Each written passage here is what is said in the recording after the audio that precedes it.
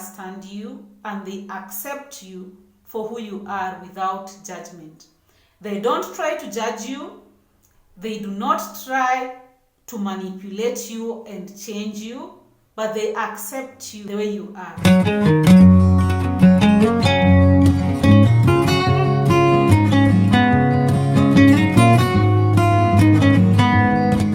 Hello and welcome to my channel. I hope you're doing good. In case you're new here, my name is Charity Mugeni and I make videos on faith, family, and self-improvement. So if you haven't subscribed up to this point, please do, because I would really love to have you be part of this family. And in today's video, I'm going to talk about adult friendships. It is not easy to find good friends, let alone to keep them. Maybe because of the nature and the complexity involved in building friendships. Regardless, nobody has to be alone.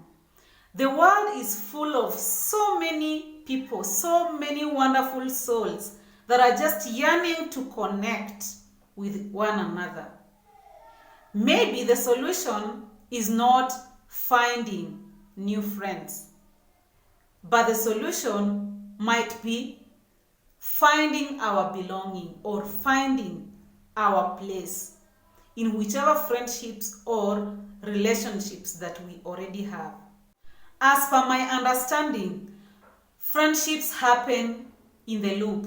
They occur in a circular manner, meaning that we have got friends of the inner circle, friends of the middle circle, and the friends of the outer circle.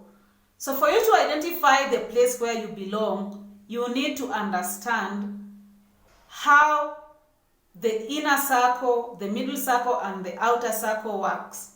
What are those things that will help you identify whether you belong in an inner circle of friends to someone, middle circle, or the outer circle?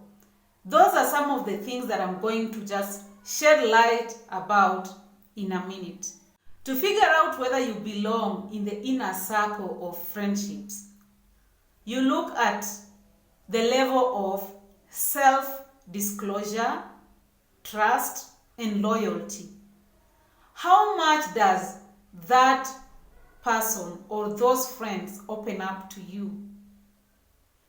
And how much do they trust you? And are they loyal to you? Can you share your deeper secrets with them? Of course, self-disclosure has got limitations. As much as you have friends of the inner circle, there are those areas where there is some little of boundaries. But technically, when I'm talking about self-disclosure, we are talking about a great amount of honesty in terms of openness to that particular person or to those particular individuals. These are kind of people who understand you and they accept you for who you are without judgment. They don't try to judge you. They do not try to manipulate you and change you, but they accept you the way you are. They don't try to control you in any way, but they embrace you as you are. These are people who can even present their criticism positively, that they can point out your weaknesses or your dark side without you feeling offended, because they do it in a way that they are sensitive to your emotions, they are sensitive to the person that you are.